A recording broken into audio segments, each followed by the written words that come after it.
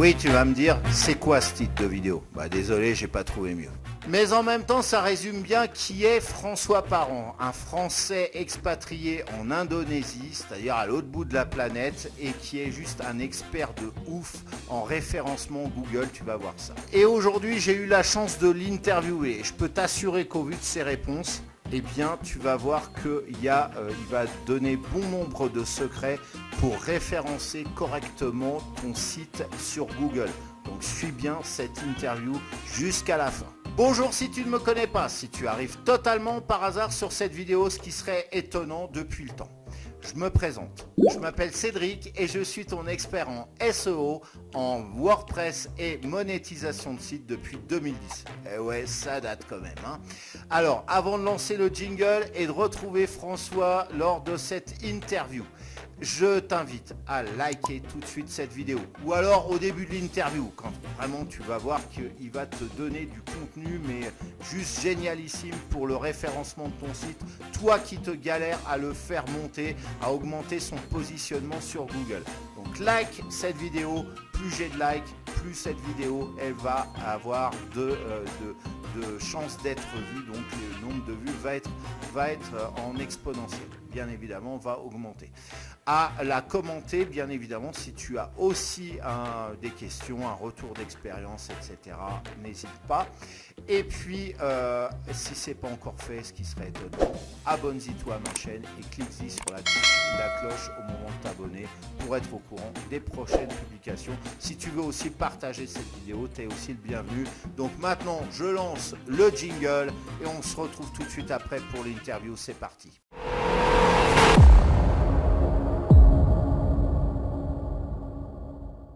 Alors aujourd'hui, c'est une interview très exotique puisque la personne que j'ai avec moi, François Parent, expert en SEO, vit en Indonésie à l'île de Sumatra, si je me souviens bien, et votre serviteur vit à Katmandou. Donc, c'est les joies de l'Internet et donc, du coup, on va se faire une petite interview internationale comme ça. François, bonjour. Bienvenue sur la chaîne, bienvenue sur le groupe. On verra, on va publier ça sur différents canaux. Je te laisse te présenter, dire qui tu es, quel est ton parcours, quel est ton cœur de métier aussi. Bonjour Cédric, merci de me recevoir sur ta chaîne. Alors, mon cœur de métier, comme tu l'as dit, c'est le SEO, aussi appelé référencement naturel sur Internet. Donc, je développerai ça dans un second temps pour parler un peu de mon histoire, mon parcours.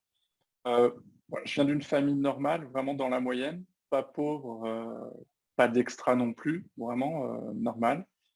Une petite particularité, depuis mon enfance, on déménageait tous les 2 ans en France, dû au métier de mon père. Donc, je précise ça, ça va peut-être expliquer des choses par la suite. Mhm. Voilà, après, niveau scolaire, j'avais des facilités, mais bon, au lycée, je n'étais pas plus intéressé que ça par l'école. Je voulais travailler rapidement, je voulais être indépendant. Déjà, je sentais ça.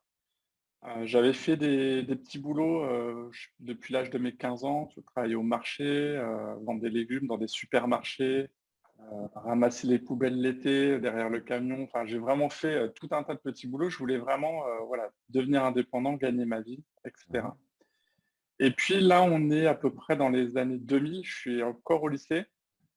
Quelques années avant, vers 95, j'avais découvert Internet, mais vraiment, c'était les débuts des premiers sites. Il n'y avait pas encore grand-chose.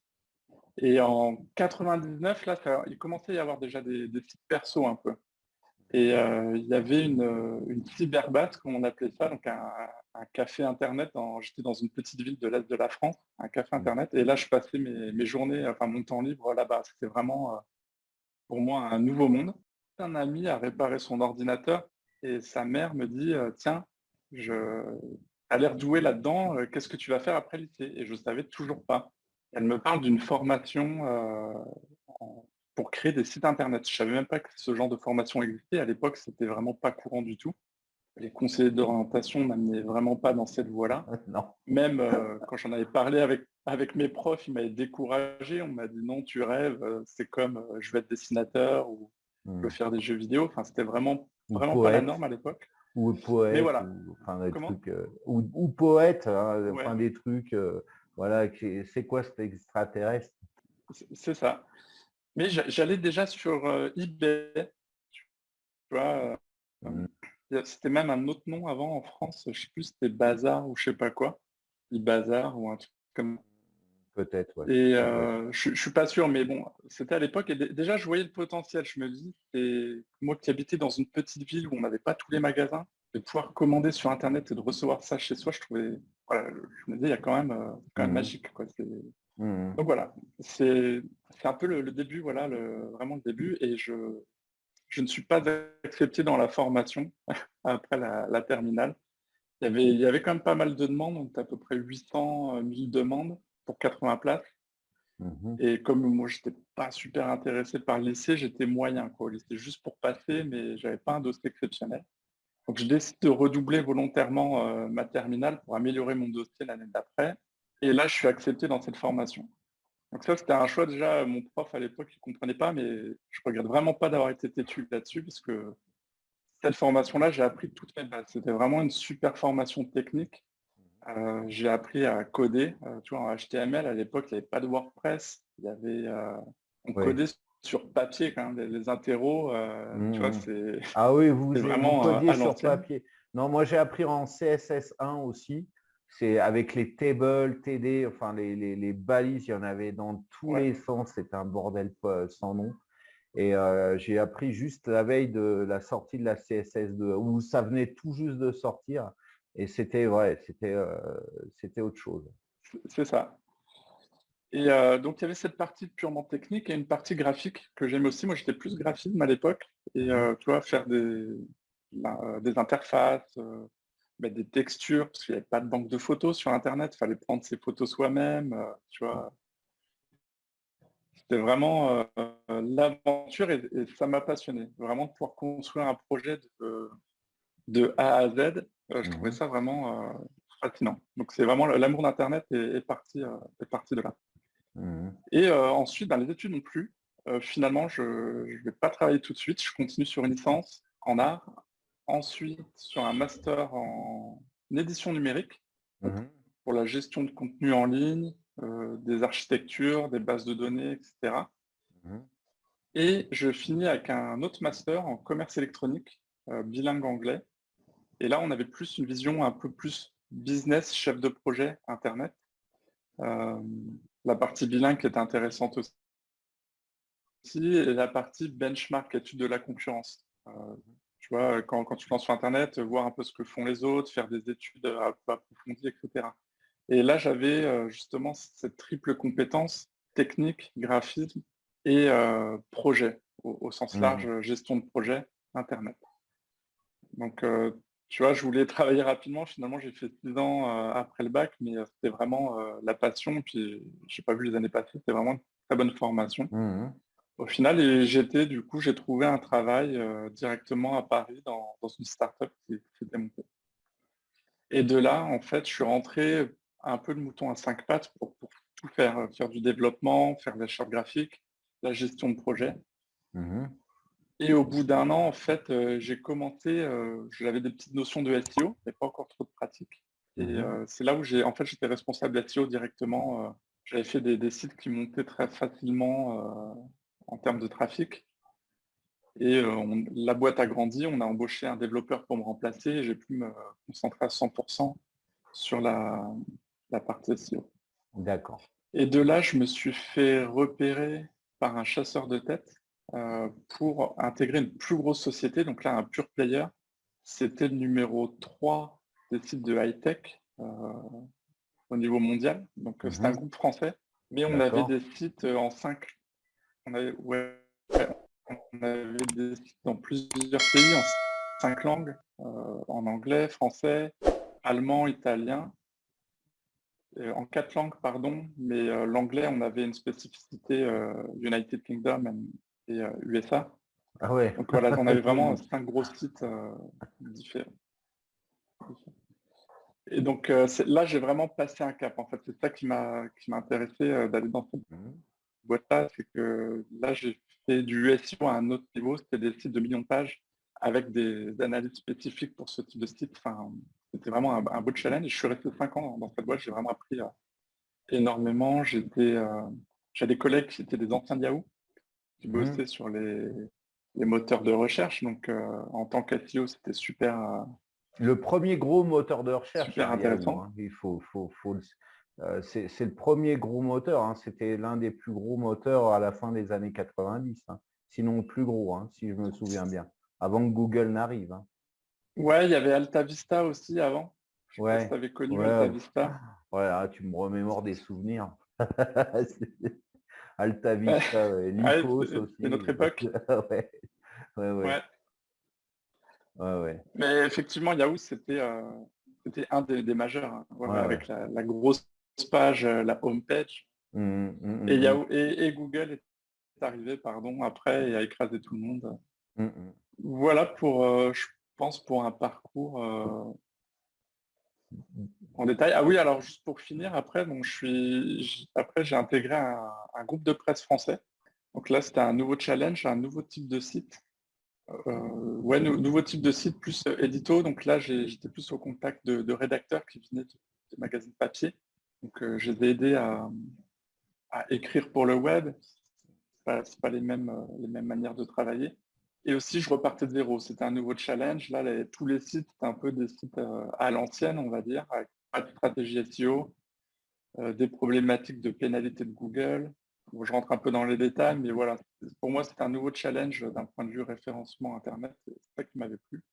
Et Mhm. puis, je suis passé indépendant 3 ans après. Voilà. Et là, ça fait presque 4 ans que je suis indépendant maintenant. D'accord. Et pourquoi tu es devenu Voilà indépendant? Pourquoi tu n'as pas continué? Alors, pourquoi j'ai pas continué? La boîte pour laquelle je bossais, après 3 ans, c'était un groupe d'actionnaires qui a cette boîte-là. Ils ont décidé de revendre la société. Donc, ils ont revendu les sites. Et puis, il y a une partie des équipes qui sont parties avec chaque site. Et moi, j'étais un peu transverse, on va dire. Donc, j'appartenais pas vraiment à un site donné, parce que je gérais, je sais pas, presque une dizaine de sites, on va dire. Donc, je ne Mhm. pouvais pas partir avec un site. Et je me suis dit, bah voilà, je ne vais pas rechercher un nouveau travail, je vais partir en indépendant. Mhm. Pourquoi il y avait un nouveau challenge, encore une fois? Ça faisait longtemps que je me posais la question, tu vois, en SEO, en référencement naturel, tu peux soit travailler en agence, soit travailler chez l'annonceur, donc chez les éditeurs de sites eux-mêmes, ou en indépendant. Il Mhm. y avait cette partie-là, la partie voilà, de gérer un projet soi-même. Mhm. Parce que je me sentais aussi, voilà, j'avais un bon bagage, j'avais des Mhm. contacts aussi dans le milieu. Des fois, on m'appelait, est-ce que tu veux pas venir bosser pour moi sur une petite mission et tout, mais bon, comme j'étais salarié, je ne le faisais pas. Et puis, il y avait aussi la notion de voyage. En étant Mhm. indépendant, je pouvais être plus libre pour voyager ou habiter où je voulais. Parce qu'à un certain niveau, tu es vite amené à travailler à Paris. Et voilà, moi, je voulais pas travailler là-bas, j'avais besoin plus de nature, on va dire. Donc voilà, c'était un moyen d'allier tout ça. Et puis aussi d'aider, on va dire, un autre type de client plutôt que des grosses boîtes. Donc je travaille beaucoup avec des grosses sociétés, toujours, un peu comme avant, mais aussi Mhm. avec des indépendants. D'accord. Donc c'est aussi d'être indépendant, ça te permet de choisir tes clients en même temps. D'accord. Et il y a une différence d'approche de travail entre un indépendant et une grosse boîte? Ça se gère différemment ou pas? Oui, oui, oui. C'est que les deux euh, types de clients n'ont pas les mêmes moyens. Mhm. Une grosse boîte va avoir une équipe de dev, de développeurs en interne qui vont pouvoir mettre en place des modifications, une équipe de rédacteurs qui vont pouvoir rédiger les contenus en interne. Mhm. Tu peux passer plus de temps parce que les sites sont plus gros. Tu peux avoir 50 000, 100 000 pages, 1 million de pages. Donc un indépendant a rarement des sites de ces envergures-là. Donc c'est pas les mêmes stratégies non plus. Mhm. Donc il y a des différences à ce niveau-là. Un indépendant, ça va être plus souvent un peu de l'évangélisation, de la formation, expliquer un peu plus Internet, comment ça fonctionne, les moteurs de recherche, et comment budget, quand je dis budget, c'est soit budget financier ou en temps, avec un temps restreint, Mhm. comment arriver à leurs objectifs. Et aussi les aider à bien définir leurs objectifs pour avoir des choses atteignables à leur niveau. Euh, voilà, donc il y a des différences, c'est vraiment des stratégies différentes. Mhm. Alors, tu nous as parlé de SEO, donc rappelons, c'est le référencement sur Google. Alors, toi, je crois que tu es spécialisé sur du référencement naturel, hein, ce que tu m'avais dit quand on avait préparé l'interview. Pour les profanes qui regardent cette vidéo, peux-tu expliquer en quoi ça consiste exactement, sans être trop technique, bien évidemment? Ok. Alors, SEO ou SEO, ça vient de l'anglais Search Engine Optimization. Donc, littéralement, l'optimisation pour les moteurs de recherche. Là, on va parler principalement de Google, puisque c'est vraiment le moteur de recherche que la majorité des gens utilisent, surtout en France. Quand vous faites une recherche Google, il y a plusieurs types de résultats. Souvent, en haut, on voit des petits blocs annonces. Donc ça, c'est pas du SEO. Ça, c'est ce qu'on appelle du SEA. C'est des publicités. Les gens payent pour apparaître là-dessus. Donc, on a de l'argent, on paye, on apparaît. Le SEO, ce sont des résultats naturels, donc référencement naturel. C'est vraiment des résultats où les gens ne payent pas. C'est Google qui détermine quels sont les meilleurs résultats pour une recherche donnée. Et là-dessus, voilà, souvent, j'ai des clients où quand on me demande mon métier, voilà, qu'on rentre un petit peu dans le détail, ah bon, on peut influer sur ce classement-là. Et oui, c'est le SEO. Google a un classement et notre métier, un peu, c'est de savoir comment fonctionne Google, quels critères il choisit pour classer ses sites.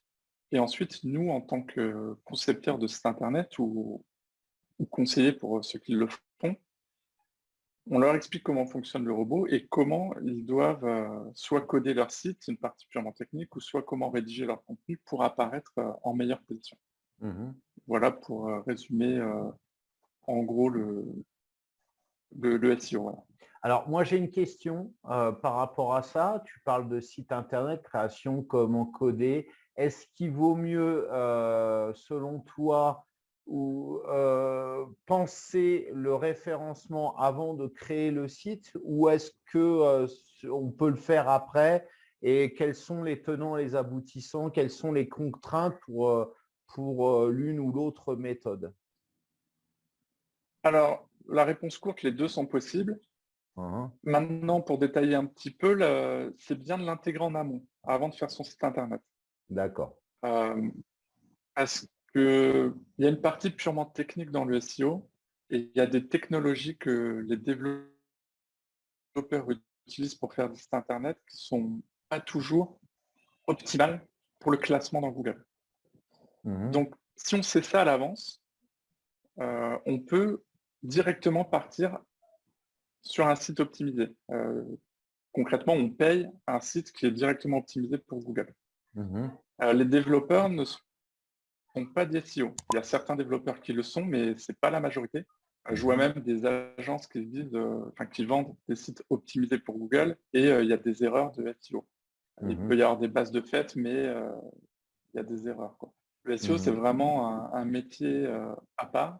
Donc, on peut voilà, avoir des agences qui font très bien le boulot, qui ont des SEO en interne, qui vont vraiment vendre des sites Internet optimisés pour Google, il n'y a pas de souci, mais ce n'est pas systématiquement le cas.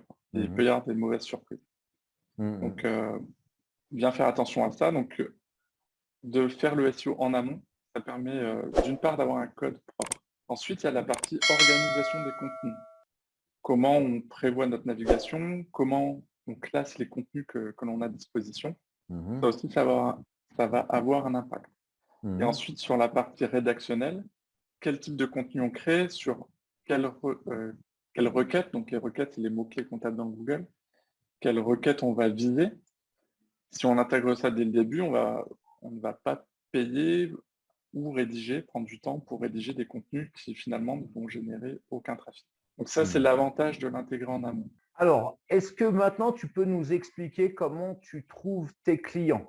Oui, tout à fait. Alors, les premiers clients, vraiment, je me suis mis...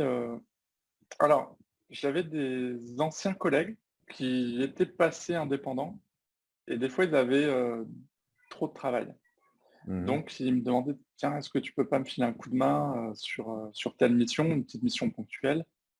Ça, c'était vraiment les premiers contrats.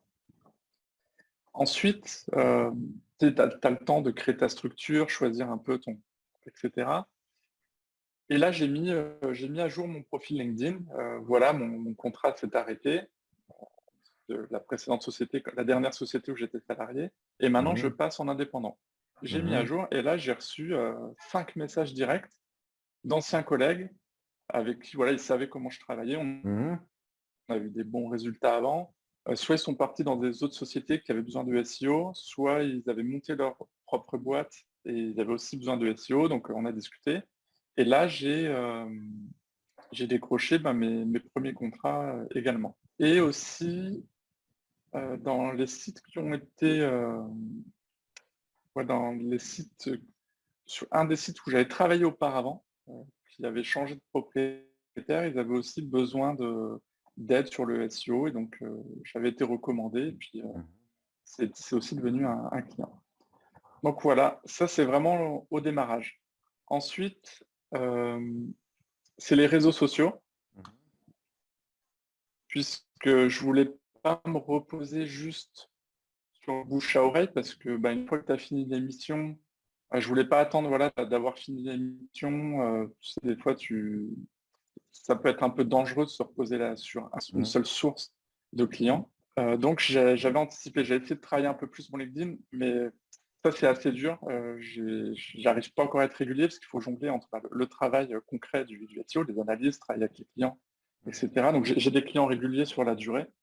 Mhm. Et ça, la partie communication, un point que je suis en train d'améliorer. J'ai refait mon site internet il y a quelques mois, on va dire. Tu vois, ça fait 4 ans que je suis indépendant, mais Mhm. j'avais fait vraiment un site vitrine, mais il n'y avait pas grand-chose. Là, je commence à écrire un peu des articles SEO, euh, pour montrer un peu comment je travaille, le type de logiciel que j'utilise, euh, Mhm. des cas concrets, on va dire, et puis Mhm. voilà. Donc j'essaye voilà, de faire ça au maximum. Travailler un peu le Facebook, on s'est connu comme ça sur un groupe de web marketing. Mhm. Donc là, j'ai eu un client par Facebook, mais je suis vraiment pas encore très présent là-dessus, hein. C'est vraiment le début. Voilà, donc je dirais LinkedIn, Facebook. Et puis je pensais à faire une chaîne YouTube aussi, Ah, mais plus. Ouais. bienvenue. Bienvenue dans la Donc communauté. ce serait pas vraiment que SEO, c'est plus, on va dire, entreprendre sur Internet au sens large en étant pas forcément en France, en étant à l'étranger. Et Mhm. puis montrer aussi un peu le quotidien, comment ça se passe. Parce que j'ai beaucoup de questions là-dessus. Euh, Mhm.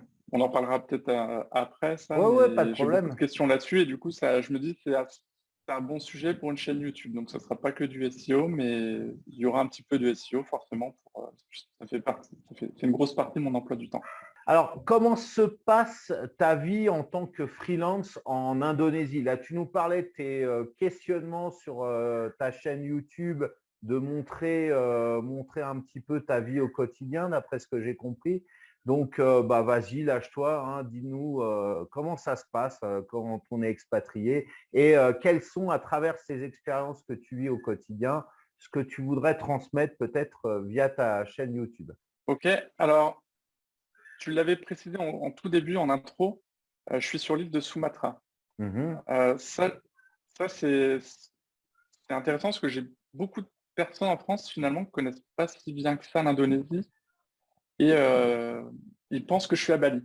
Parce que tout le monde, beaucoup de Ouais. personnes connaissent Bali, surtout pour les digital nomades, ceux qui travaillent à l'étranger ou qui aiment voyager. Bali, c'est un super endroit pour ça. Il y a un peu toutes les facilités.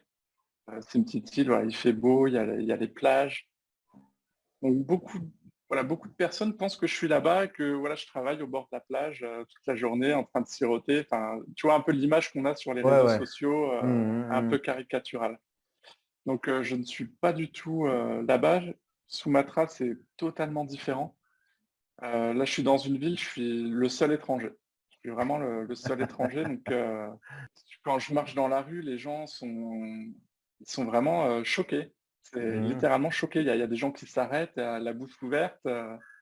Ils m'appellent Boulet, Boulet. Boulet, c'est l'équivalent du blanc, quoi. Tu vois, vraiment le blanc comme ça, Boulet. En plus, je suis assez grand par rapport aux gens d'ici, donc ils me disent le grand ou le blanc. Je suis blanc, je suis vraiment pas bronzé. Donc, donc ici, voilà, les gens sont choqués. Donc, il y a vraiment un très très gros décalage.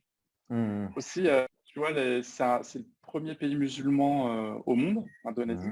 Donc, t'es vraiment, t'entends les appels à la prière tous les jours.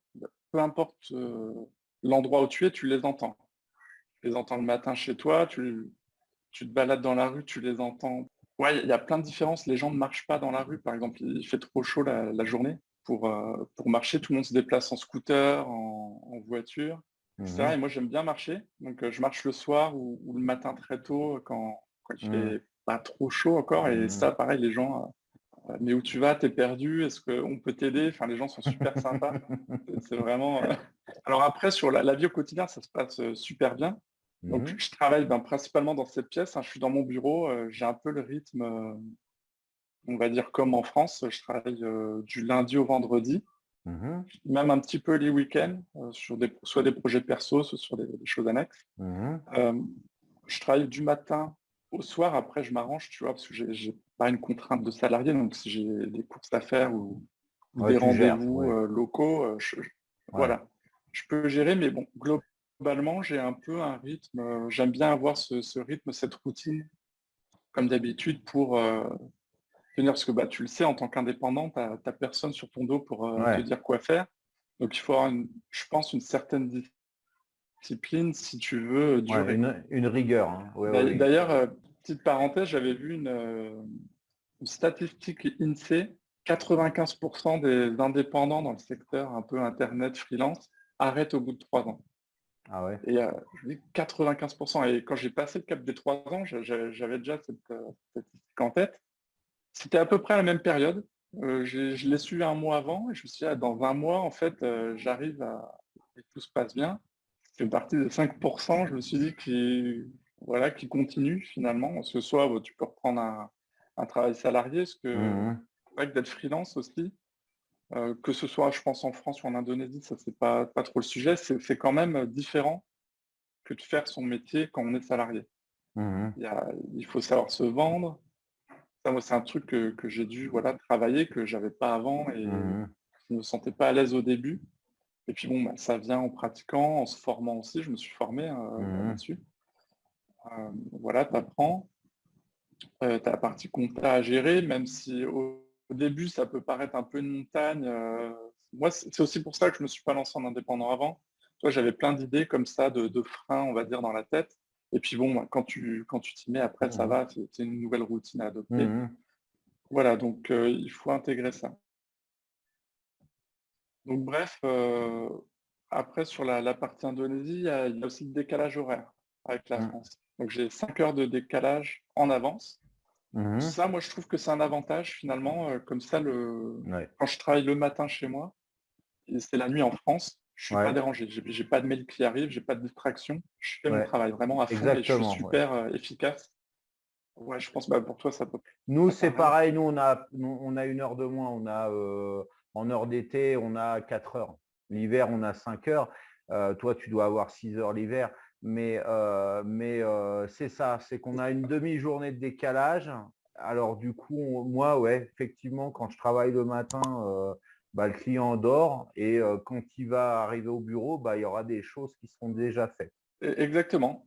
Donc avec mes clients, on fait souvent les réunions, tu vois, à 11 heures du matin en France. Moi, c'est l'après-midi pour moi. J'ai eu le temps de préparer mes choses. On fait la réunion super efficace.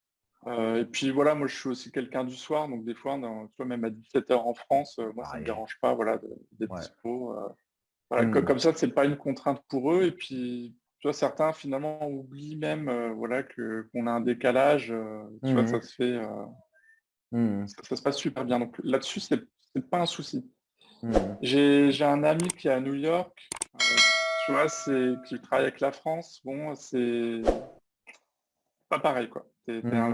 T'es plus dans la réaction, on va dire. Puisque là, c'est la France qui a eu le temps de travailler avant, qui font les demandes. Toi, tu te réveilles le matin à New York, il faut répondre à tout ça. Mmh. Et puis, tu n'as pas commencé ta journée, ta tête, tu vois, elle est déjà un petit peu ailleurs. Moi, le matin, je sais ce que j'ai à faire, je l'ai prévu la veille.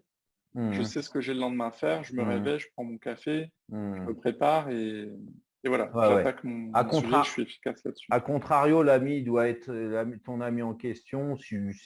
A priori, il doit être plus tranquille le soir, en fait. Lui, je pense que son moment de creux, c'est le Oui, soir, vu que bah, il finit la journée après la France. Donc voilà, c'est plus là où il doit souffler. Ça doit être l'inverse de nous. ouais. Bah, c'est ça. Après, moi, là, je voyais dans mon cas précis, je préfère être dans cette Ah situation oui. que dans l'autre sens. Mais ça, c'est Mhm. personnel, quoi. Moi, c'est pareil.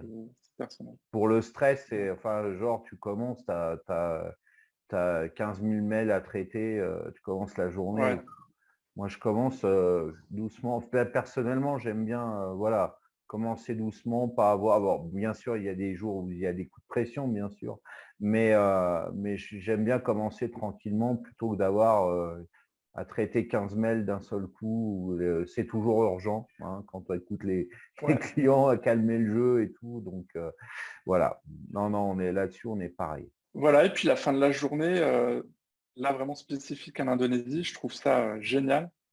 Mhm. Euh, je vais marcher dehors et en 5 minutes, je suis au bord des rizières. Mhm. Tu vois, comme je t'ai dit, avec les gens qui m'appellent, qui veulent prendre une photo, on discute 5 minutes en indonésien, parce que quasiment personne parle anglais ici. Donc Mhm. j'apprends l'indonésien, je suis vraiment débutant, hein, mais voilà, Mhm. j'arrive à tenir une petite conversation, parce que c'est souvent les mêmes questions qui reviennent, d'où tu viens, est-ce que tu es marié, est-ce que tu as des enfants, c'est les questions typiques Ouais. ici. C'est vraiment soit très curieux et très avenant, Mhm. euh, soit surtout les enfants ont peur. Tu vois, moi, ils parlent pas, ils me regardent et puis ils courent. Ils s'en vont. Ah Tu vois, ouais. il y a aussi ce truc-là. Et puis, tu as d'autres qui vont parler en indonésien, qui vont dire un petit mot en indonésien, et je réponds en indonésien. Et ça, je trouve ça génial. Ça, c'est vraiment le truc d'être ici.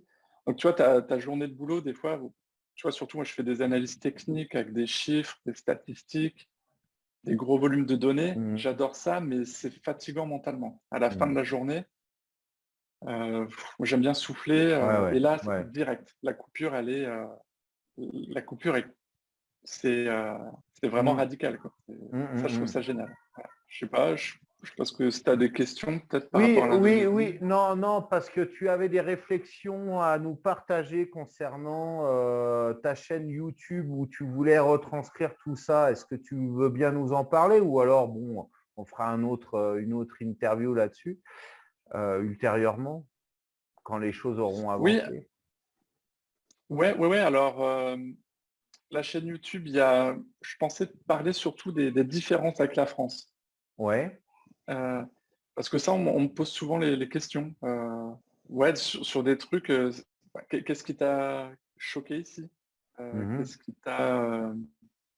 Voilà, donc il y a plein de trucs comme ça. Ça peut être sur, je sais pas, sur l'argent, par exemple. Tu vois, l'argent, 1 euro, c'est à peu près 15 000 de la monnaie d'ici. Donc, Mhm. tu es vite millionnaire. Tu vois, 1 million, c'est 60 euros. C'est- Donc, tu te retrouves avec plein de billets, des billets de 100 000. Enfin, t'as des trucs comme ça, tu vois, où on pose aussi la question à l'inverse. En Indonésie, ça se passe comment en France, etc. Les business, tu vois, en Indonésie, il y a beaucoup d'entrepreneurs. T'as pas une mentalité de salarié un Non, peu, non. où en France, le schéma un peu classique, tu fais des études, tu vas trouver un bon travail. Enfin, je pense que c'était l'époque de nos parents. Moi j'ai 37 ans, donc ma génération, je pense qu'on est un peu à l'intermédiaire. Enfin, c'est vraiment en train de changer, je trouve, aujourd'hui. Et la génération d'après, là, les jeunes qui arrivent je dis les jeunes, comme si j'étais ultra vieux, mais je le sens un peu comme ça. Tu vois, Et moi, et moi, qu'est-ce que je devrais dire? ceux qui ont 20 ans, 25 ans, ils sont quasiment nés avec Internet. Nous, on a Mhm. connu avant Internet, quoi. Mhm. On est vraiment une Mhm. génération voilà, On transition. a fait vraiment la bascule. Je pense qu'on a fait Ouais, la bascule. Alors toi plus, mais moi je l'ai ressenti aussi comme ça. Même si ma génération enfin moi j'ai 10 ans de plus que toi, il y a vraiment ta génération. Je pense qu'il y a eu la bascule, la génération du milieu des années 80 où on connaît le monde d'avant, où l'économie à papa de 1945 qui s'est construite sur les bases de 1945, donc à aller faire des études, être fonctionnaire, ou alors travailler à l'usine ou en tant qu'employé, enfin voilà, dans une banque ou enfin un truc comme ça. Et le monde d'après où bah ouais, il y a beaucoup plus de petits entrepreneurs et c'est une autre mentalité effectivement. Où tu peux Ouais, effectivement aussi travailler sur le net, voyager à l'autre bout du monde. Enfin, ouais. et c'est cette ancienne génération, ou du moins qui est restée dans ces valeurs-là. Alors, je dis pas que c'est mauvais, hein, mais elle est Oui, assez décontenancée quand tu dis, voilà, voilà, j'ai parlé avec quelqu'un, j'étais au Népal et j'ai parlé avec quelqu'un d'Indonésie. Ça ouais. percute pas, forcément. Enfin, c'est Ouais, assez. Ouais. ouais, il y a vraiment aucun jugement de valeur, hein, Non, mais non, non. c'est différent, quoi. Et tu vois, Mm. ma mère, moi, elle a eu du mal, ça lui a pris, je pense, 15 ans à pouvoir dire c'est quoi mon métier aux gens qu'elle fréquentait. Tu vois, elle ne savait pas vraiment Pareil. ce que je faisais, quoi. Pareil, Ouais. mais moi, pareil. Pareil, moi, enfin, alors pas forcément pour ma famille, mais pour les gens, moi, j'ai eu des gens, alors plus maintenant, mais il y a encore 10 ans, qui me ramenaient leur téléphone portable ou leur ordinateur pour que je leur répare. Et je dis non, je fais des sites internet, mais t'es dans l'informatique, donc tu Oui, dois oui, connaître, quoi. pareil, Mais pareil. jusqu'au téléphone portable. Ah tiens, toi qui es dans l'informatique, j'ai un problème avec mon téléphone portable. Et je dis, je suis pas téléphoniste, moi. Voilà, Ouais. c'est assez décontenançant. Et donc, toi, tu voudrais faire une chaîne YouTube qui montre tous ces aspects, du coup. Alors, ouais, c'est ça les différences. Par exemple, tu vois, donc ici, monter un business, bah, tu montes ton business.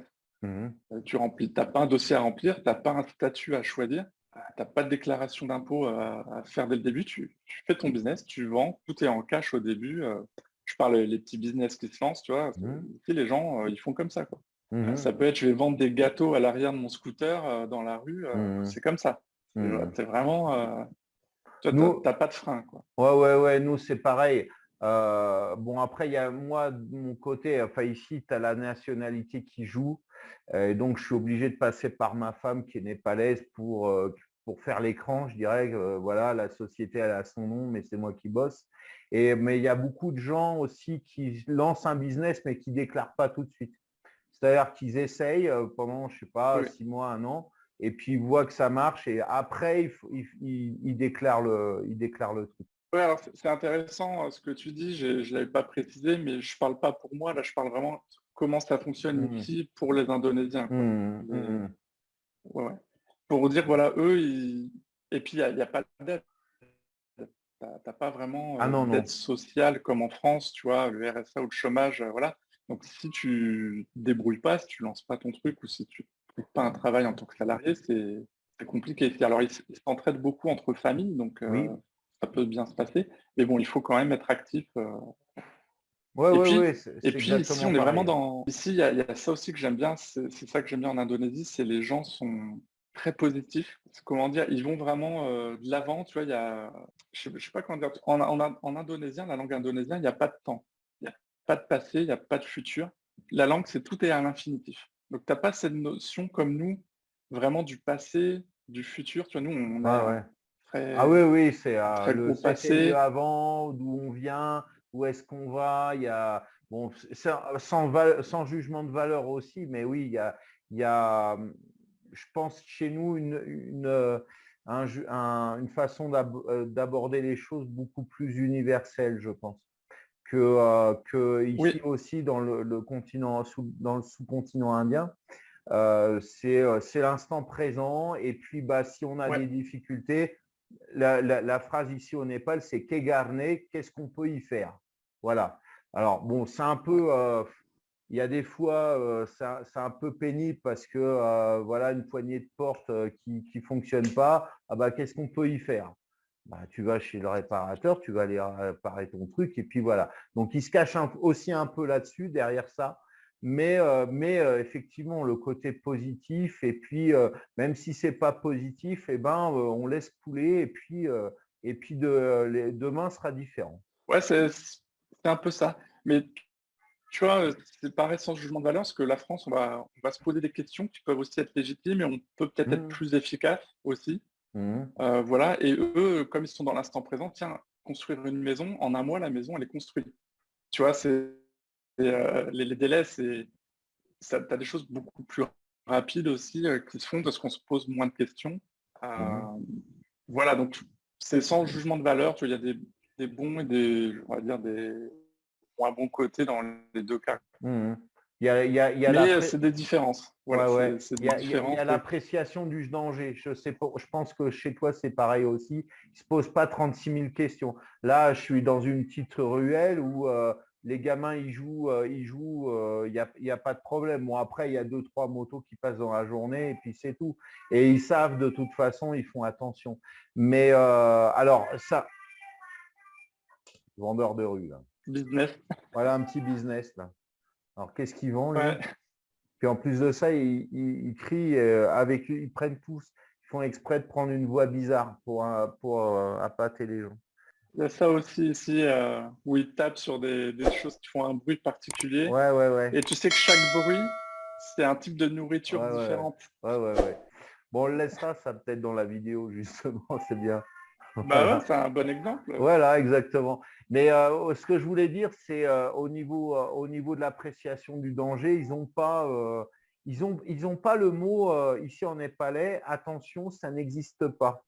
Alors, ils le traduisent des fois en anglais be careful, mais ça va être traduit, attention, par doucement.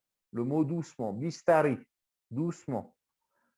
Mais alors, ça peut aller, attention, si tu cours trop vite ou si voilà, un gamin qui va tourner dans tous les sens, doucement, ça va. Ça peut. Mais si tu es en équilibre sur un échafaudage qui est en train de se péter la gueule, bah doucement, tu y ailles doucement ou pas. De toute façon, tu vas y aller doucement. Donc, ça ne se prête pas. Mais ils n'ont pas cette valeur de l'appréciation du danger. Alors, il y a du côté positif, enfin, alors il y a un côté négatif, c'est que effectivement, il peut se passer aussi des accidents, malheureusement. Et puis, le côté positif, c'est qu'ils ne sont pas conditionnés par le fait de toujours calculer, ah, mais qu'est-ce qui va arriver, Ouais. Et du coup, tu restes, voilà, dans notre pays d'origine, tu restes dans une espèce d'ornière, alors qui est bonne, qui peut être bonne aussi sur certains Ouais. points, hein, encore une fois, mais qui peut aussi limiter sur d'autres. Exactement, ouais. Ouais, ouais. Ouais, ça, c'est un exemple. Et un autre, ce serait la sécurité routière qui en découle. Ici, à la campagne, tu peux rouler sans casque. Enfin, c'est en moto, je parle, tu vois, rouler sans casque, en voiture sans ceinture. Ah oui, Enfin, oui. tu vois, wow, c'est comme ça, quoi. Et puis, il n'y a pas vraiment de code de la route. Alors, c'est un coup à prendre, mais tu vois aussi les avantages de cadrer un peu Alors, en France, je trouve qu'on va un peu trop loin. Bon, ça, c'est mon avis perso. Mmh. Mais parce que tu as un stress quand tu prends le volant, mais tu as des radars partout, des Ouais, choses ouais, comme ça. ouais. Mais après, voilà. Alors ici, je vois pas tant d'accidents que ça. Paradoxalement, tu vois, les gens roulent n'importe comment. Tu as des gens qui déboulent à droite, à gauche, à Mmh. contresens. Et C'est si tu, et vraiment. si tu, alors moi ici, si tu suis le code de la route, c'est là où tu es le plus dangereux finalement, hein. Si Ouais, tu prends un rond-point sans le couper, par exemple, c'est un truc, si tu prends bien ton virage sans le couper, tu sais, tu as un croisement, tu coupes pas sur la voie de gauche, enfin la voie de droite, parce que nous, on roule à gauche ici. Voilà, t'es dangereux, hein. Tu peux. ouais. Bah, c'est ce genre de truc que je voudrais montrer un petit peu Ouais. sur la partie concrète en Indonésie. Et puis Mm. après, la partie un peu entrepreneur, tu vois, les petits conseils basés sur l'expérience. Mhm. Parce que aussi, depuis que je suis indépendant, j'ai eu des amis qui étaient salariés, qui voulaient se lancer en indépendant, puis qui m'ont demandé des conseils. Mhm. Ouais, quel statut tu as choisi, ce que tu m'as demandé, comment tu as fait pour trouver tes premiers clients, quel prix je Mhm. mets, tu vois, des trucs comme ça, ouais, partager un peu ouais, voilà, un peu l'expérience. quoi, partager les trucs que j'aurais bien aimé voir quand moi, j'étais pas encore dans cette situation-là. Alors, en tout cas, c'est très intéressant et tu reviendras quand ta chaîne sera sortie, que tu auras fait quelques vidéos pour nous la présenter. Ça m'intéresse. Même pour Ok. moi, personnellement, ça, c'est un truc, on fera peut-être une nouvelle interview ou pas, mais en tout cas, à titre personnel, ça m'intéressera de la voir, cette nouvelle chaîne. Ah, merci, eh ben, avec plaisir, avec plaisir. Alors, après cette discussion très passionnante, on va revenir sur le sujet de départ, qu'est le référencement. Et qu'est-ce que tu aurais à donner comme conseil pour encore une fois, les profanes qui voudraient référencer leur site au niveau des erreurs à ne pas commettre, les erreurs de débutants où vraiment là, tu pars vraiment à l'ouest et que ça ne va pas aller. C'est vraiment pas technique le premier conseil, mais c'est un peu se former. L'erreur, je dirais, c'est le manque de connaissances, de ne pas savoir dans quoi on s'embarque. Voilà, c'est de se renseigner un minimum pour déjà savoir un peu ce qu'est le SEO, ce que ça implique, et est-ce que c'est la bonne solution pour votre projet, voilà, pour soi. En général, ça peut l'être, mais il faut savoir ce que ça va impliquer en termes de budget. Quand on parle de budget, ça va être du temps si on fait soi-même ou de l'argent si on délègue à un référenceur ou à des rédacteurs. Voilà. Ensuite, qui va effectuer la mise en place des stratégies de référencement? Est-ce qu'on peut le faire soi-même? Est-ce qu'on veut le faire soi-même aussi? Parce que si on est indépendant, des fois, je sais pas, je prends le gars j'ai un client, il a une boutique vente de café. Il vend du café, boutique physique, hein, dans la ville où j'habitais en Bretagne. Ils veulent lancer leur site internet, mais bon, ils sont occupés par leur quotidien de torréfaction, d'accueil client, de maintenir la boutique. Ils n'ont pas le temps de rédiger des contenus toutes les semaines, tu vois, ce genre de choses. Donc, bien penser à tout ça. Parce que le SEO, c'est pas quelque chose qu'on fait une fois, c'est fini, et puis on attend les résultats. C'est quelque chose sur la durée, un projet sur la durée. C'est ça. Si on veut avoir des résultats. Donc voilà, donc c'est se former un minimum au moins pour comprendre voilà, dans quoi on s'embarque et comment on va le faire. Et puis aussi, si on délègue, eh ben, ne pas se faire avoir, savoir valider un devis. Voilà, qu'est-ce que ça comprend et puis est-ce que je suis d'accord avec le devis ou pas, quoi. Parce que certains, j'ai un budget de temps et puis tu as des agences ou des référenceurs qui vont faire une offre pour que ça rentre dedans, mais est-ce que ça sera suffisant pour avoir des résultats concrets quoi, sur le business? Parce qu'à la fin, l'important, c'est que ça aide le business initial.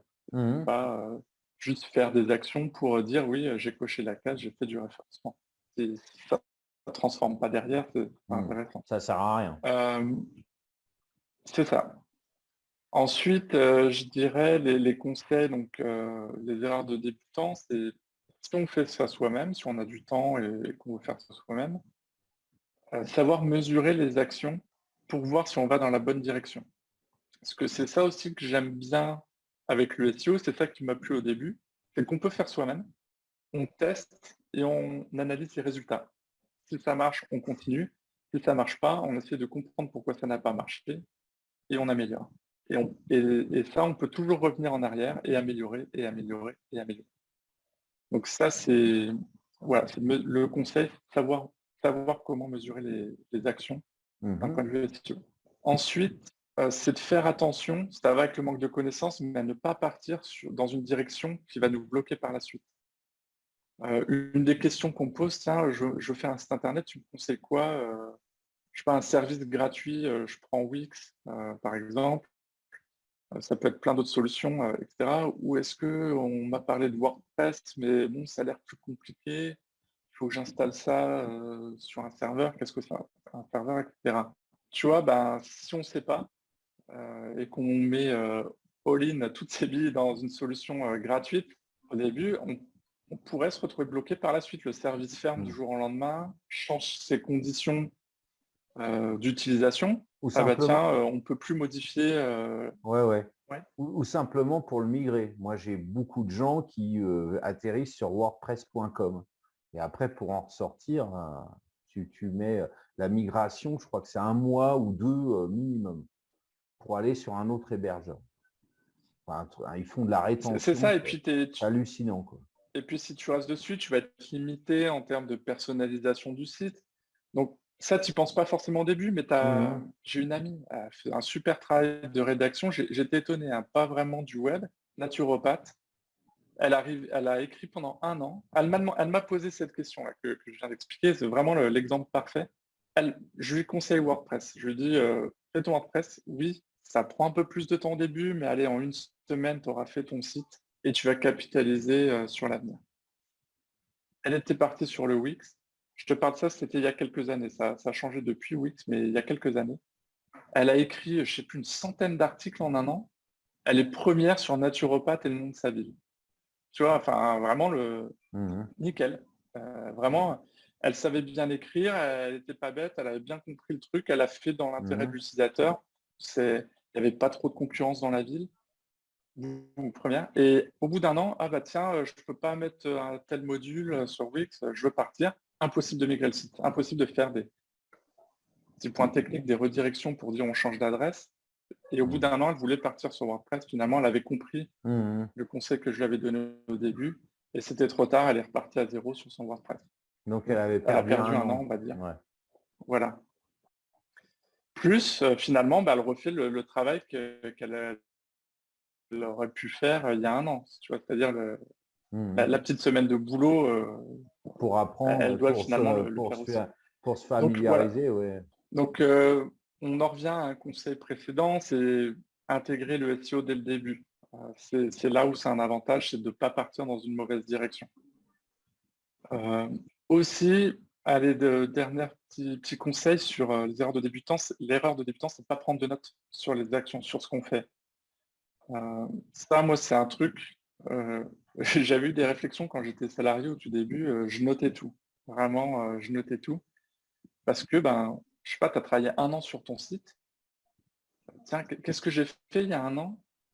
Tu sais plus. Tu sais plus ce que tu as fait. Tu fais tellement de choses, un site internet, tu as installé tel widget, tu as fait telle modification, tu as réorganisé de telle manière, tu as fait des liens, etc. Voilà. Pourquoi? Parce que Google fait aussi des mises à jour de ces règles. Et quand tu analyses ton trafic rétrospectivement, tu vois que tu as eu une baisse, je sais pas, il y a 3 mois. Tu regardes tes notes, qu'est-ce que j'ai fait il y a 3 mois? Ah oui, on a changé de thème, par exemple. Boum, on a perdu du trafic. Tu sais où chercher. Le thème est en cause. Tu peux revenir en arrière. Si tu n'as pas pris de notes, c'est très compliqué. Donc, une des erreurs, voilà, c'est de ne pas noter ce qu'on fait. Et c'est vraiment pas technique, mais ça aide énormément. Et aussi, c'est rapide, hein. C'est rapide à faire. Hein. C'est juste une méthode de travail, on va dire, une habitude à prendre, noter. Voilà. Pour l'ensemble comme ça. Merci beaucoup. Des erreurs de débutants. Voilà, moi je retiens surtout la dernière là, parce qu'il y a pas beaucoup de gens, moi le premier, je l'avoue, qui notent ce qu'ils doivent, les évolutions techniques du site. Et non, ça c'est un truc que je vais intégrer moi maintenant, je vais faire ça. Donc il suffit d'ouvrir un document Word, janvier, février, mars, avril, etc. Et puis de noter à chaque fois, voilà, ce que vous avez installé, ce que vous avez fait, et puis de regarder, de comparer avec les stats. Très bien, merci. Et je note même, moi, le jour, tu vois, vraiment, je note au jour près, quoi. Ouais. Et ça, c'est une habitude que quand j'étais SEO manager là, d'une dizaine de sites, tu vois, moi, c'était vraiment chaque site, j'avais un fichier par site avec... parce que tu vois, si on me demandait, tiens, qu'est-ce qui s'est passé sur tel site, je ne peux pas tout retenir. Ah ouais, carrément. Donc, c'est vraiment, c'est de là qu'est venue cette habitude de tout noter. Alors, à contrario, tu viens de nous parler des mauvaises pratiques qui pénalisent le référencement sur Google. Est-ce que tu pourrais maintenant nous parler des bonnes pratiques en fait pour optimiser ses chances d'être vu, justement, d'être repéré par les robots qui référencent nos sites sur Google? Oui, alors, déjà, souvent, quand on cherche à faire du référencement, on va chercher un peu sur Google des informations, etc. Donc, ça, super, il y a plein de contenus. Maintenant, il faut faire attention à ce qu'on lit. Il ne faut pas prendre tout pour argent content et il faut aussi utiliser son esprit créatif par rapport à ce qu'on lit. Il ne faut pas recopier ce que les autres ont fait sans savoir pourquoi. Ça, c'est pas SEO, je pense, mais vraiment en SEO, c'est très important. Ça, c'est vraiment un conseil. Pourquoi? Parce que le SEO, c'est quelque chose de relatif. Quand je dis relatif, je sais pas, tu veux être premier sur vente de café en ligne. Ça va pas être les mêmes stratégies que Immobilier Paris. Tu vas pas avoir les mêmes types de résultats du tout. Tu vas pas avoir les mêmes types de sites du tout. Donc, tu vas pas avoir les mêmes stratégies SEO à adopter. Et voilà, donc tout est relatif. Et donc, les conseils que tu vas lire, il va falloir se poser la question, est-ce que ça s'adapte à mon cas? Est-ce que le conseil qui est donné, je peux l'appliquer? Est-ce que ça va avoir un impact? Typiquement, les conseils sur les temps de chargement, on sait qu'il faut avoir un site rapide. Mais si tu as un petit site vitrine de 5 pages, 50 pages, ou si tu as un site d'1 million de pages, le critère ne va pas avoir le même poids. Celui qui a 1 million de pages, il a tout intérêt à avoir un site au temps de chargement ultra optimisé. Ça va avoir un très gros impact pour son site. Et le petit site, il aura peut-être un intérêt à passer son temps à créer plus de contenu pour le faire grossir et cibler plus de visiteurs. Donc voilà, premier conseil, c'est vraiment de ne pas recopier tel quel sans se poser la question de est-ce que c'est intéressant dans ma situation. Deuxième conseil, là on change, c'est vraiment quand on est à l'étape un peu de la rédaction, quel contenu je vais créer, comment je vais faire mon site, c'est de se mettre à la place de sa cible, de sa clientèle. On est à la place de sa clientèle, on ne nous connaît pas. Qu'est-ce que la personne va taper dans Google pour vouloir trouver mon site ou mon contenu? Des sites qui ont des marques connues, ils ne se posent pas toujours cette question. Ils se disent, bah, les gens vont taper le nom de ma marque et puis ils vont me trouver. Il y en a qui font ça, mais ça, c'est vraiment la base du SEO. On va dire que c'est même pas vraiment du SEO. Tu vois. Si on ne trouve pas quand on tape ton nom, il y a un très gros problème. Mais si tu vas aller plus loin, tu vas plutôt chercher à répondre à des problématiques. Par exemple, je sais pas, je reprends l'exemple du café, tu vois. Quel est le meilleur café? Bon, bah, si tu vends du café en ligne, tu vas dire, tiens, le meilleur café, je sais pas, tu vas peut-être faire le top 10 des meilleurs cafés en France, tu vois, ou quel est le meilleur café? Et puis tu vas répondre, voilà, on vous a fait une sélection, il y a ce café-là qui est bien pour telle raison, celui-là, il a un très bon rapport qualité-prix, par exemple. Voilà, tu vas faire des contenus qui vont intéresser les gens, possible. Donc, se mettre à la place des gens, voilà, ma cible, c'est qui est ma cible? Ça, c'est un exercice à faire de toute façon dans n'importe quel business, déjà, sans parler de SEO. Et ensuite, tu vas l'adapter dans ta stratégie SEO. Donc, vraiment, ce concept-là. Déjà là, sans connaissance technique, tu vas créer des contenus qui vont être SEO, on va dire. Si tes contenus sont créés là, déjà, tu as une bonne base. Et même si tu fais du SEO dans 1 an, tu auras déjà une très bonne base à exploiter et ça va marcher. Ça va naturellement marcher. Ensuite, pour entrer un peu plus dans le concret du SEO, je dirais, tu t'es posé cette question-là, tu as à peu près le titre de ton article, la question, tu vas la taper dans Google et tu vas analyser les premiers résultats. Et là, en la tapant dans Google, tu vas voir les résultats que Google considère comme bons pour cette requête-là, pour cette expression. Et sans être magicien, tu sais que si tu veux être premier, naturellement, il va falloir faire mieux qu'eux. Et là, tu peux déjà te poser la question, tu dis, est-ce que je suis capable de faire mieux qu'eux ou est-ce qu'il y a trop de concurrence? C'est vraiment des très gros sites, je sais pas, tu as un site de e-commerce, tu as Amazon, tu as Cdiscount, si tu as un petit site qui vient de se lancer, ça va être dur de passer devant eux. Donc tu vas peut-être cibler une autre requête. Tu vas te dire, voilà, ça ne sert à rien que je passe 3 heures à écrire un article là-dessus. Je vais chercher une requête un peu plus longue. Il y aura moins de gens qui vont la taper tous les mois, mais tu vas peut-être avoir plus de chances de ressortir là-dessus et à la fin d'avoir du trafic.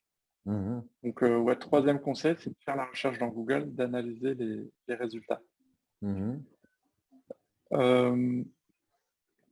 Ouais, ensuite, c'est d'étudier la concurrence. Est-ce que c'est atteignable ou pas? Vraiment se poser la question. Si ce n'est pas atteignable, utiliser d'autres requêtes. Et déjà là, tu pars sur des bonnes bases. Je pense que tu as des bons contenus.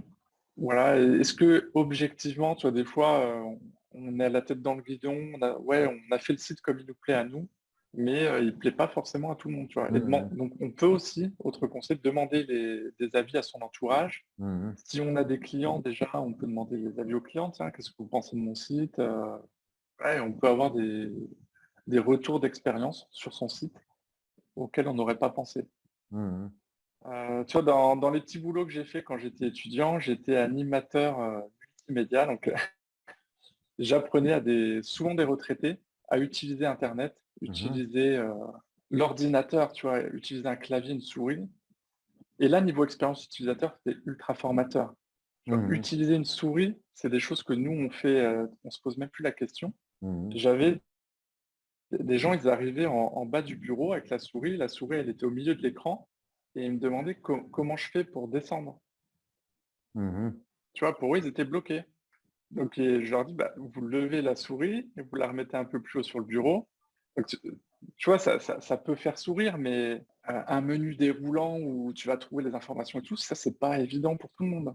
Ah non, Alors, non. là, je parle d'exemple extrême, mais où cliquer sur la croix rouge en haut pour fermer une fenêtre, tu as des gens, c'est pas toujours évident. Je prends toujours les exemples extrêmes, mais quand tu as un petit menu hamburger, tu vois, c'est un truc qui, voilà, sur Internet, on sait ce que c'est un menu hamburger, mais pas pour tout le monde. Donc, Pas pour tout le monde, des oui. fois, de demander l'avis à des gens, tu vois, qui sont, ouais, Mhm. voilà.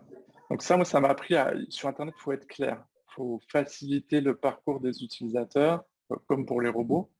Mais faut pas chercher midi à 14 heures, faut pas chercher des trucs alambiqués, artistiques. Il faut être efficace, quoi. Être Mhm. efficace. Autre conseil, être efficace.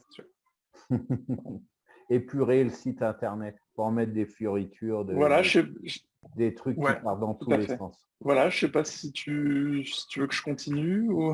Ah bah, tu as de la matière à donner.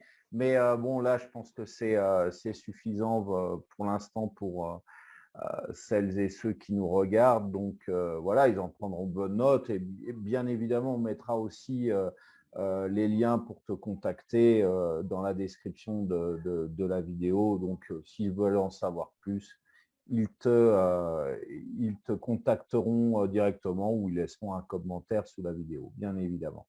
Ouais, effectivement, parce que les conseils que j'ai donnés, c'est vraiment si on fait soi-même. Mhm. Euh, mais si, au contraire, on n'a pas le temps de faire soi-même, on a du budget à consacrer, le conseil, c'est de se faire accompagner par un expert, par une agence, d'embaucher, si on peut embaucher, je ne sais pas quelle est ta cible, tu vois, mais au moins de se faire accompagner, ben, on gagne du temps. Mhm, mhm, mhm. Tu as une citation, c'est bien d'apprendre de ses erreurs, mais c'est mieux d'apprendre des erreurs des autres parce que dans notre vie, le temps passe vite, on ne peut pas faire Mhm. toutes les erreurs et apprendre. Donc c'est mieux de bénéficier des erreurs des autres. Tu vois, moi, j'ai appris en faisant, je fais ça depuis plus de 15 ans maintenant quotidiennement, donc ça ira forcément plus vite pour moi que pour un débutant. Voilà, autant se faire accompagner pour bénéficier de cette expérience-là. Si on a un budget, un projet, voilà, un peu plus conséquent. Ouais. Exactement. Alors, du coup, dans la continuité de ce qu'on vient de dire là pour ces deux dernières questions, est-ce que tu pourrais nous parler d'une stratégie que tu conseillerais simple à appliquer pour justement optimiser ses chances d'être bien référencé sur Google? Oui, alors les conseils d'avant, il y en a déjà pas mal. Faire la recherche dans Google, se mettre à la place des gens, rédiger un contenu qui plaît à notre cible. Déjà là, voilà, la page devrait se référencer. Maintenant, j'ai aussi parlé de la concurrence. Si elle ne se référence pas, c'est qu'il y a des concurrents qui sont au-dessus de nous. Pourquoi Mhm. ils sont au-dessus de nous? Euh, il y a plein de critères qui peuvent expliquer ça, mais on sait que si c'est des grosses marques et que nous, on se lance, ça va être dur de les atteindre. Donc Mhm. la suite, on va rentrer un peu plus dans le détail, mais on peut utiliser des outils pour évaluer ça avec des chiffres et vraiment avoir des données, on va dire, des données chiffrées, quoi. C'est pas au doigt mouillé, c'est là on avance Mhm. avec des données chiffrées et on sait pourquoi, quels critères, etc. La stratégie simple, c'est de mettre des outils d'analyse de trafic déjà pour savoir est-ce qu'on a du trafic sur notre site ou pas.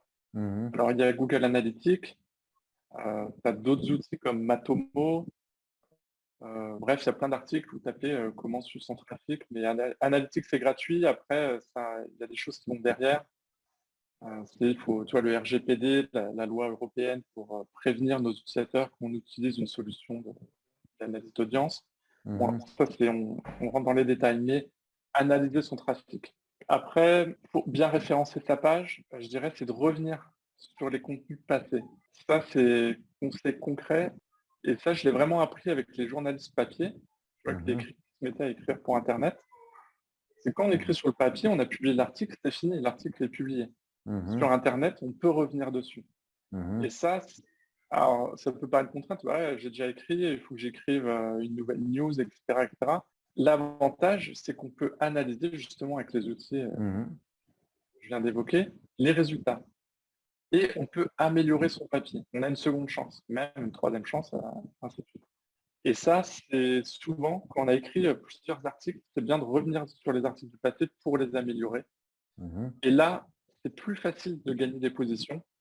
Sur un article, tu vois, si on est déjà en 20e position, 15e position, ça ne fait pas de trafic. Mais on ne part pas de zéro. Google nous connaît déjà, on a déjà fait une partie du boulot et surtout, on a de la data, des données à exploiter.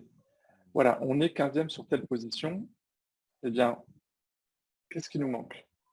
Et puis, les outils vont nous dire, bah, tiens, je ne sais pas, vendre du café, ok, on est 15e, mais on parlait de vendre du café, je ne sais pas, d'Équateur. Mhm. Et on n'avait pas pensé à mettre le mot Équateur dans le titre, on n'avait pas pensé à le mettre, à écrire un petit paragraphe spécifique sur l'Équateur. Qu'est-ce que le café de l'Équateur a de spécifique par rapport à celui du Brésil, etc.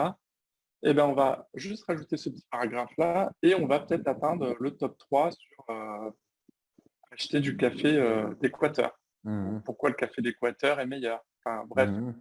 on va affiner notre papier et là, quand on monte de 15e à 3e, on va commencer à faire du trafic. Et finalement, on ne part pas de zéro, ça nous a pris moins de temps. Mhm. Tu as aussi un autre biais, c'est que bah, si toutes tes pages font zéro trafic et que tu n'analyses pas et que tu sais pas que tu fais zéro trafic, bah, tu pars dans une mauvaise direction, quoi. Si tu fais ça pendant Mhm. 5 ans, tu auras toujours zéro, quoi. Mhm. Donc, bien, le conseil, une stratégie simple pour bien référencer une page, c'est de revenir dessus et d'analyser les données que l'on a à sa disposition pour l'améliorer et la référencer. Voilà, parce que vraiment, c'est difficile d'être premier. Enfin, aujourd'hui, il y a beaucoup plus de concurrence qu'avant. Mhm. C'est difficile d'être premier du premier coup. Ouais. Voilà, c'est vraiment voilà, une stratégie simple, c'est d'analyser ces données et de revenir dessus, d'améliorer. D'accord. Alors maintenant que tu nous as donné tous ces conseils, c'est l'instant promo, je dirais. Où est-ce qu'on peut te trouver si on veut faire appel à tes services et quelle offre tu conseillerais pour, alors on va dire, quelqu'un qui a déjà un site existant ou alors quelqu'un qui veut partir dans un second cas d'un site qui n'a pas encore été créé. Ok, alors on peut me retrouver sur LinkedIn. C'est vraiment le réseau social que j'ai privilégié pour la partie Mhm. professionnelle. Donc François Parent, Mhm. P-A-R-E-N, Mhm. santé. Les gens ajoutent souvent un T par réflexe. Donc François Parent sur LinkedIn. Et aussi, j'ai un site internet, Vitrine, voilà, où j'ai affiché quelques références. J'explique un peu plus le SEO. Je suis en train d'écrire des articles qui donnent des conseils. Donc François-du6 parent, toujours santé.com. Mhm. Voilà, là, on me retrouve. Ou on tape François Parent dans Google et normalement, je suis On premier. trouve Si j'ai bien fait mon facilement. boulot. Je confirme. Je confirme. Ça aurait été grave si ça n'avait pas été le cas. Voilà. Mais vous nous Ben, retrouverez. ouais, tu vois, j'ai fait mon site récemment. On dit les cordonniers les plus mal chaussés. Tu vois, moi, Ouais, je faisais le site de mes clients en priorité et puis ouais, ouais. je laissais le mien au second temps. Donc là, je l'ai refait. Je commence à mettre, voilà, à mettre un peu plus de contenu, donner des cas concrets. Voilà, donc ceux qui veulent suivre, je mettrai bientôt une newsletter aussi pour s'inscrire, pour recevoir. D'accord. J'écris pas souvent, ils vont pas recevoir des tonnes de mails, mais il y aura un petit mail de temps en temps sur un cas précis du, On, du SEO. on mettra les Et liens puis, de toute façon, hein. Je t'interromps, les liens. excuse-moi. On mettra les liens dans la description, hein, le lien LinkedIn et puis le site internet.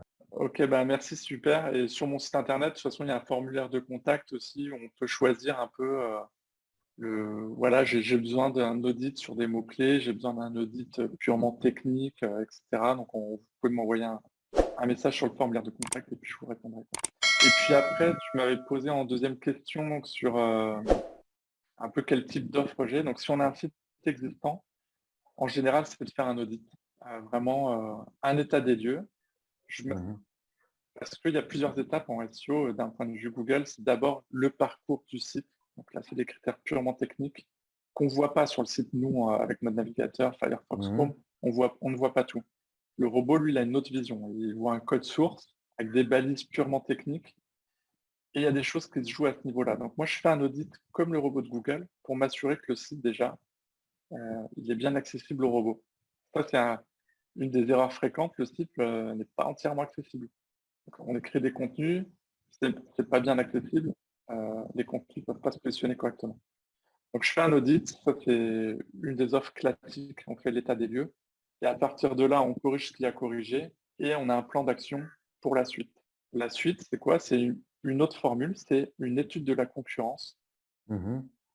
Étude de la concurrence / mots-clés. Quels mots-clés sur notre univers? Je reprends l'exemple du café. Quels mots-clés sur l'univers du café, sur les motos? Qu'est-ce que les gens tapent quand ils recherchent des choses sur la moto? Le permis, acheter une moto, les équipements, les voyages à moto, c'est plein de choses différentes. Donc voilà, je fais une étude vraiment. Là, on a des milliers de mots-clés. On regarde la concurrence.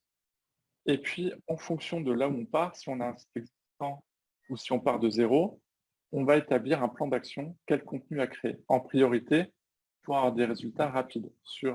Voilà. Et tout ça, c'est adapté en fonction de la situation du client. C'est-à-dire, s'il part de zéro, on va privilégier tel contenu avec telle fréquence de publication. Ou si on a un site existant, on va avoir une autre stratégie, d'autres contenus, un autre rythme de publication, etc. Donc ça, c'est vraiment la deuxième offre classique. Puis après, il y a des offres qui découlent de ça. Toi, tu as des gens qui ont... Là, je parle de business avancé, hein, des grosses boîtes. Pénalité Google, du jour au lendemain, ils prennent moins 30% parce qu'ils ne savent pas. Là, j'apporte un regard extérieur, mon expérience sur les gros sites pour lesquels j'ai bossé avant. Et puis, voilà, je fais mes analyses et je sais tel critère qui s'est passé à telle date. On corrige et puis on voit après comment ça réagit pour ressortir de la pénalité. C'est un peu les audits, analyse de la concurrence et puis après, c'est plutôt des choses spécifiques à discuter.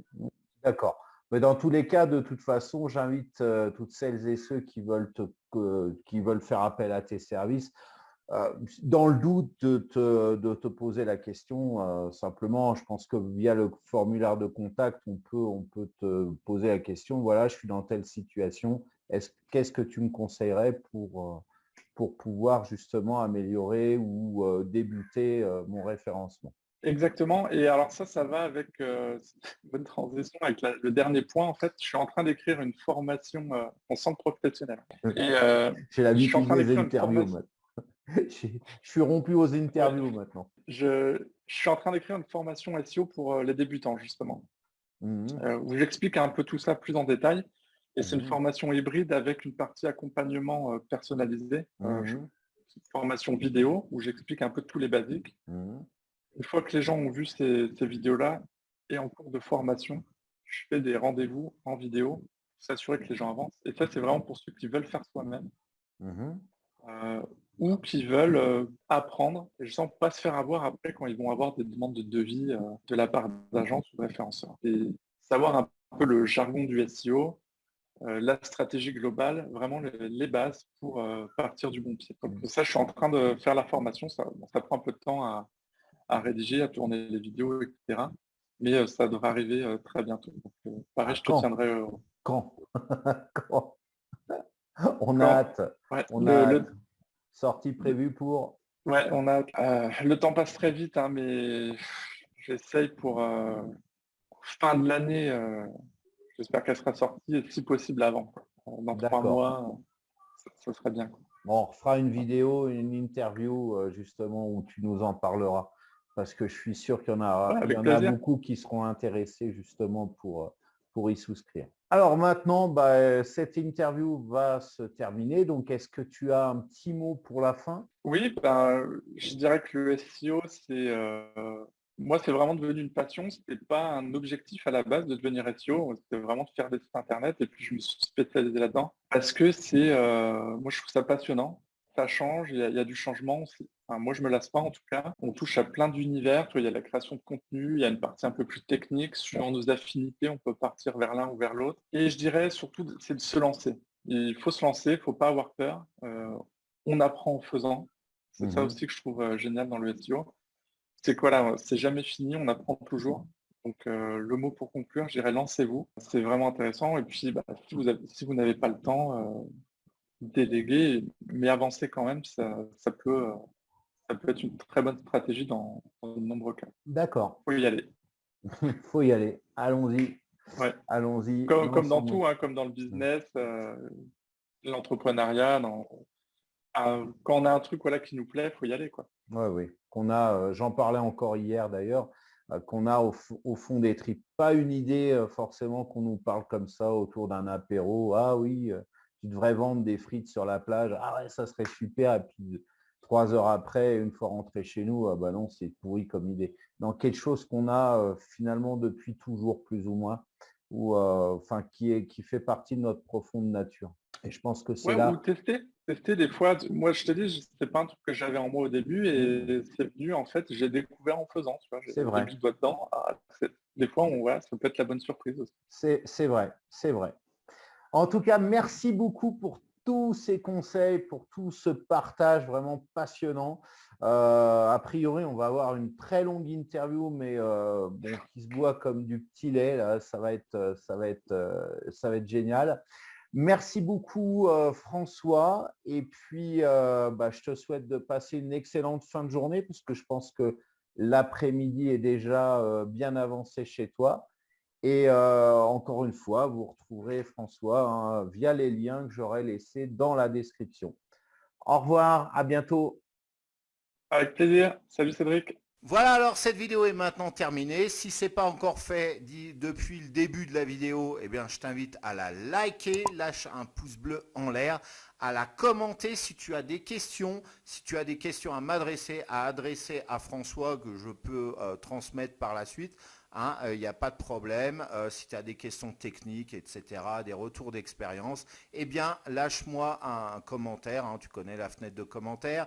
Si tu veux aussi, tu peux partager cette vidéo. Ça serait génial. Et si ce n'est pas encore fait aussi, abonne-toi à ma chaîne et clique-y sur la cloche au moment de t'abonner parce que sinon, ça ne sert à rien de t'abonner. Donc, clique-y sur la cloche. Et ensuite, tu seras au courant des prochaines vidéos qui paraissent comme cette génialissime interview que j'ai publiée aujourd'hui. Alors maintenant, pour rejoindre François, comme je l'ai dit dans l'interview, tu vas dans la description, tu vas retrouver tous les liens pour le rejoindre, pour le contacter si tu as besoin de ses services, voilà, pour lui poser des questions. En attendant, écoute, je te souhaite de passer une excellente journée ou fin de journée et je te dis à très très bientôt pour une prochaine vidéo. Ciao. Maximum, je ne promous pas beaucoup de formations, juste environ 4 ou 5 formations que j'ai eu à expérimenter. Et dès que je trouve la formation très intéressante, j'en parle en fait à mon audience. Alors mon audience, c'est qui? Mon audience, ce sont les femmes. La plupart du temps, ce sont les femmes qui ont des enfants et qui sont obligées en fait tous les jours d'aller travailler. Moi, par exemple, je quitte chez moi le matin très tôt en laissant mon bébé elle a environ 9 mois maintenant. Je laisse mon bébé d'environ 9 mois à la maison. Ça veut dire que je quitte la maison pendant qu'elle dort et je fais environ 1h30 de route pour aller à mon lieu de travail. J'y reste pendant toute la journée parce que je ne peux pas faire le retour pendant la pause et revenir. Donc, je fais toute la journée et je rentre que le soir en étant très fatiguée, en voulant m'occuper de mon bébé, du foyer, tout. C'est vraiment épuisant. Et je sais qu'il y a beaucoup de femmes qui sont dans mon cas et qui cherchent en fait un moyen de sortir de ce gouffre-là. Donc, mon audience, ce sont ces différentes femmes-là.